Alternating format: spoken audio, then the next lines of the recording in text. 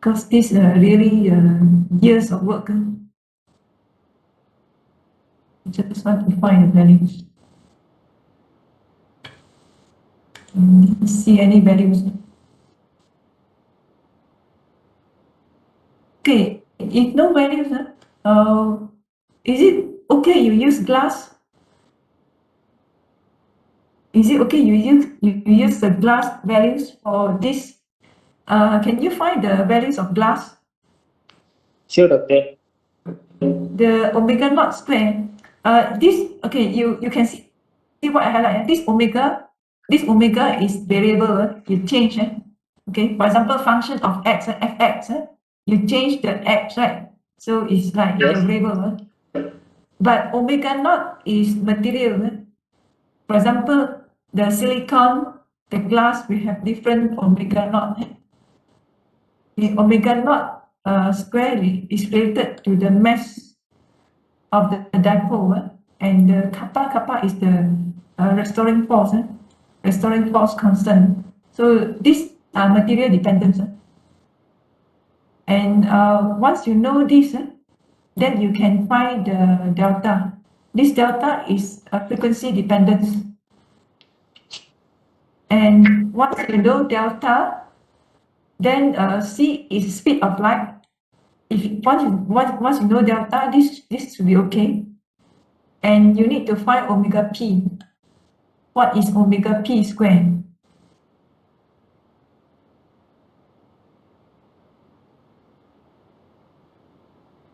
Omega p is what?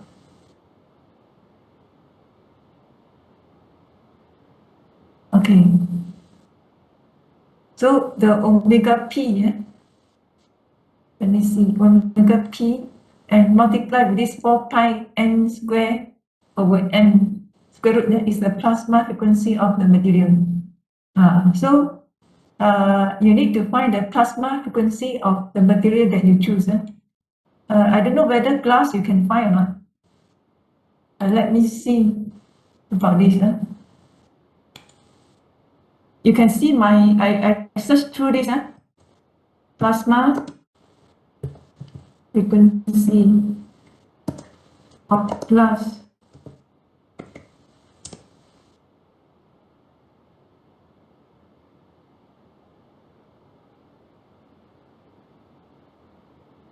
So you're not limited to glass. Any material that you can find the parameter easily, then you can use it, the parameter, to help you to plot the graph. Okay, doctor. But here I just want to see whether you can get image of plasma frequency of glass. Let me see the image.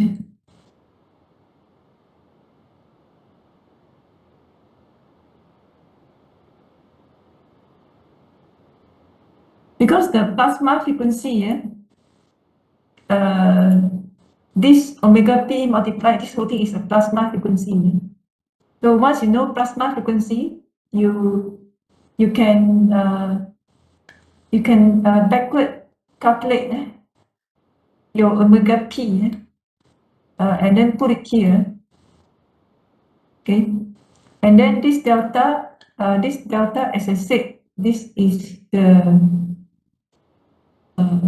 this. Okay, it's frequency dependent, and then gamma here is the damping constant. Gamma is the damping constant, which you give it, for example, 0.01 multiplied with omega naught.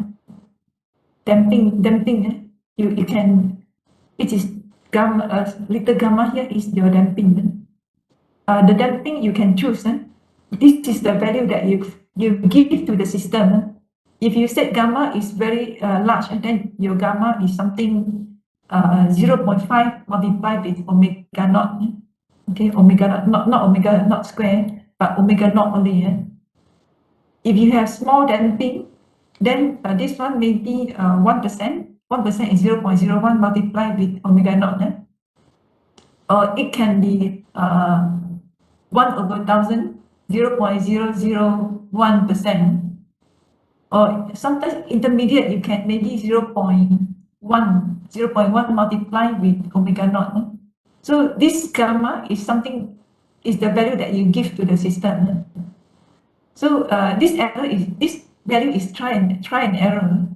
You plot the graph. If you're not satisfied, you can change this gamma. The damping term, the gamma here, you can understood as how good quality of your sample of the material. If you prepare the sample badly, yeah, in the bad condition, you prepare a not so good sample, then of course you have high loss. Then the damping is high. If you have very good factory or facilities to create the material, I mean to synthesize your material, then this gamma will be very small. You get my point? So this gamma is, you have freedom. Don't forget, this gamma you have freedom. You can choose the value so that you can get a better graph. And then you need to find the plasma frequency. So let me go to the thing again.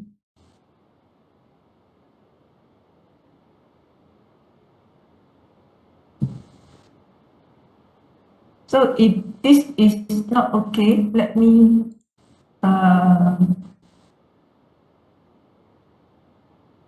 go back. Okay, go back. Then sometimes very direct. You just type how to determine plasma frequency. Make it general. So nowadays, you can ask any question in the internet. Let me see.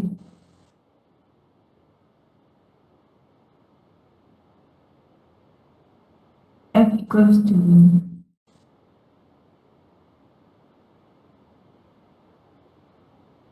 and I feel blur about this.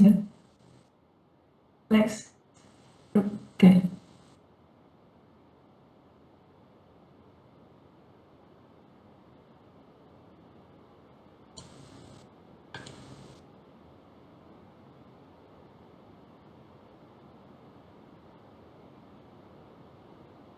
Or you can find Kittel. Do you have Kittel? Solid state physics, Introduction to solid state physics. I'm sure they have it.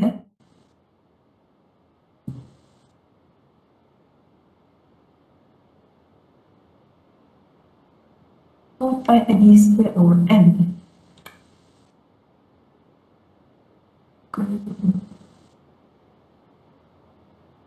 So this is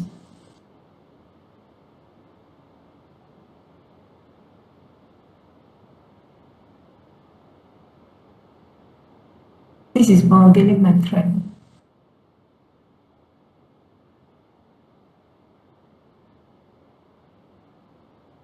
I've forgotten the things already.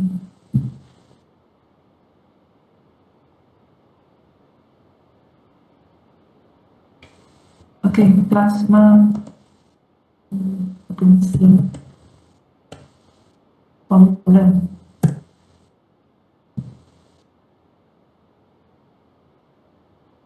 N squared epsilon naught n. This is something very strange.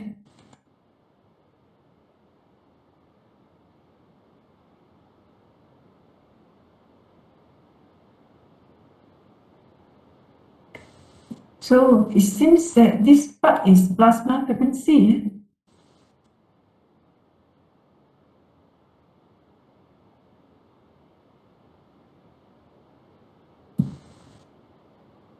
Because according to articles, this is like